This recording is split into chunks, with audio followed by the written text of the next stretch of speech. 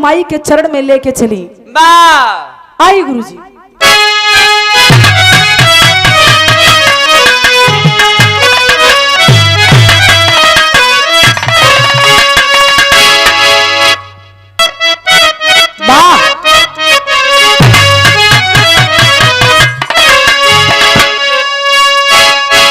भैया तनी से आज हम अपने खाटी माटी की चीज आप लोगों के बीच में रखे चलते हैं। ये हमरे इलाहाबाद प्रयागराज के धरोहर है। हैदर अली का पोते चुप रही बाकी ना तू। स्वर्गीय जनाब हैदर अली गुरुजी गीत के बड़ा लहा के मजा के गौलन। कैसे गुरुजी?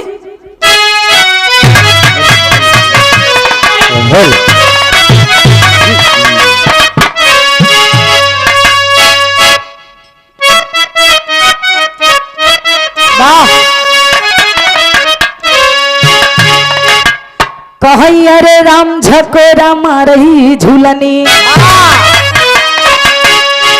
ए भैया झकोरा मारही झूलनी।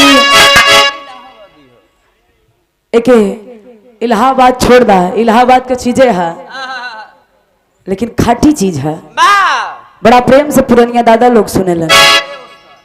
गावई कैसे? कहीं अरे राम झकोरा मारही झूलनी, ए पंचे झकोरा मारही झूलनी। औ है साड़ी लहराई हो झकोरा मार झूलनी, साड़ी लहराई हो झकोरा।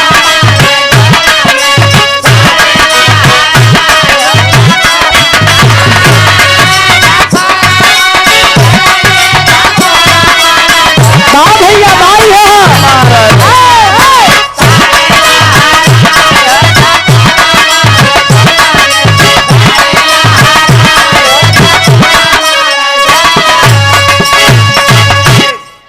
इलाहाबाद कर हर चीज भैया।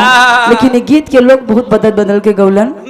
जाए तो छोड़ा बाद में बताई, लेकिन अबे शुरुआत है यही भाव में। बिटिया माई के याद करत था कि हे माई ना हमारे गावे के सहूर बनाई, लोगन के बजावे के नूर। जैसे रोज गवावेलू रोज बजवावेलू, आज मंच मिलल बा, ये बिटिया पे अपन आशीर्वाद बनौले रहा। का कहे गुरुजी?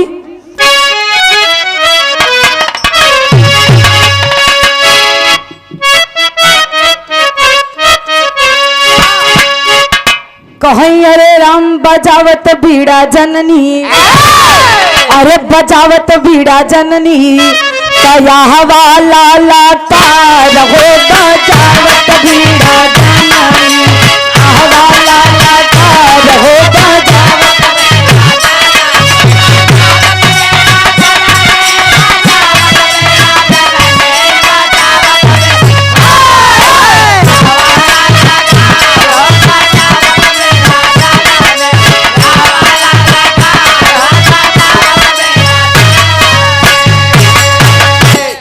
बिटिया बतावत बा कि ए माई हम देखले ना बल्कि सुनले हई।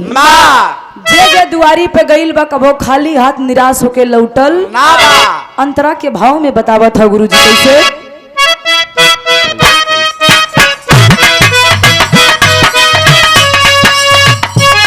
कहे सुहूरता ससुरहवा से कविता लिखावलू,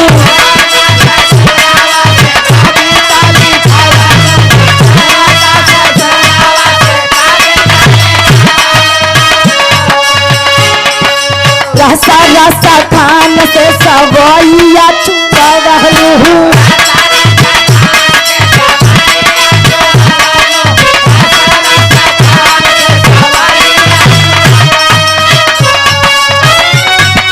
लिखलू रामायण,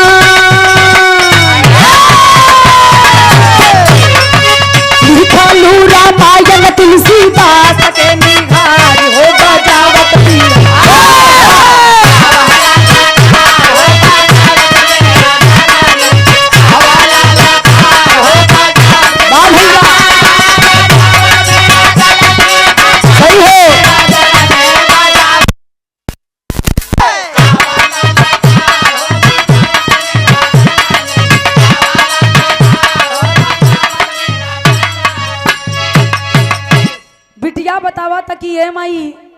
देखले ना बल्कि सुनले हई।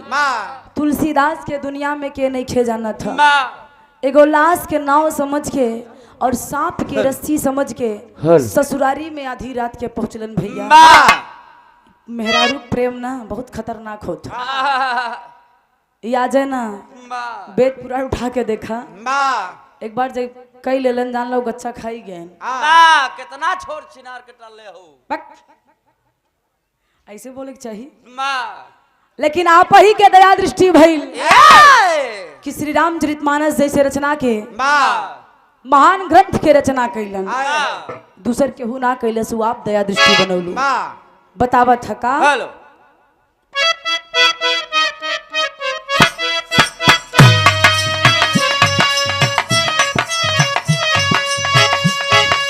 सहेली के सितारा ढीला कारा भूमयाना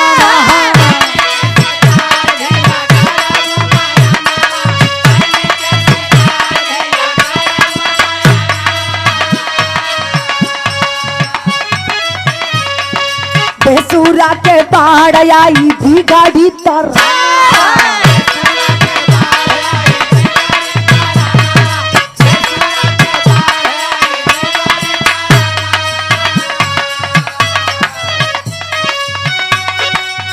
गाड़ी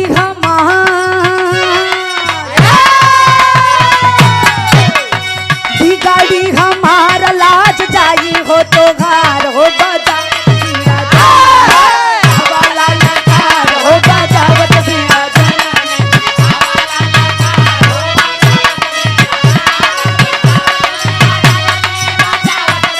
जिया बहादुर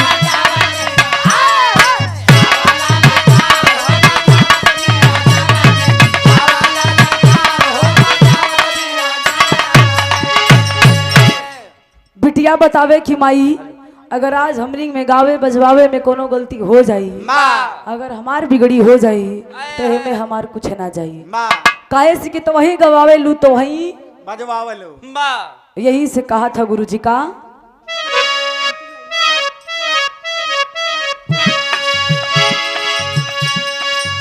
ए भैया कहल गईल बा भक्ति भजन जतने करा उतने कम हा एक नाम में है वंदना जोन का भो बंद करे के पड़ेला काहे खातिर किसी महान संत ने कहा है कि मन की तरंग मार लो मन की तरंग मार लो बस हो गया भजन आदत बुरी सुधार लो बस हो गया। अगर मन साफ है दिल साफ है तो माई बिना धूप अगरबत्ती नारियल चुनरी बिना आ जाई हाँ नहीं तो 2-4 कुंटल लड्डू चढ़ा दा कोनो असर ना है मन साफे नहीं खे तो माई आवे वाली ना है भैया। अंतिम लाइन में कहना पड़ा कैसे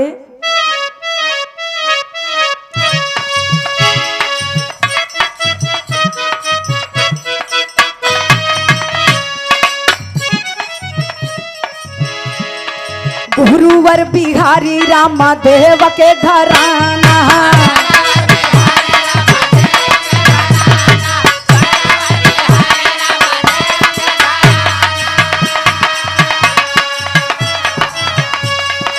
विजयी प्यारे लाल के जानत बा जमाना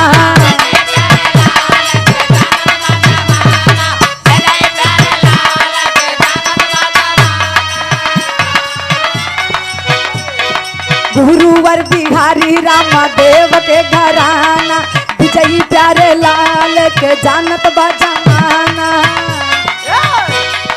पहरे गाया कवि के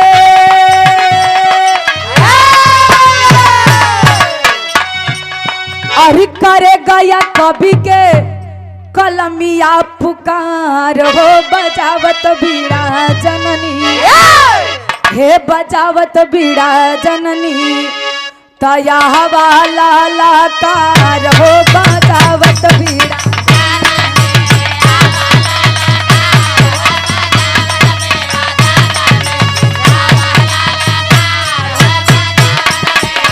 बाबा भैया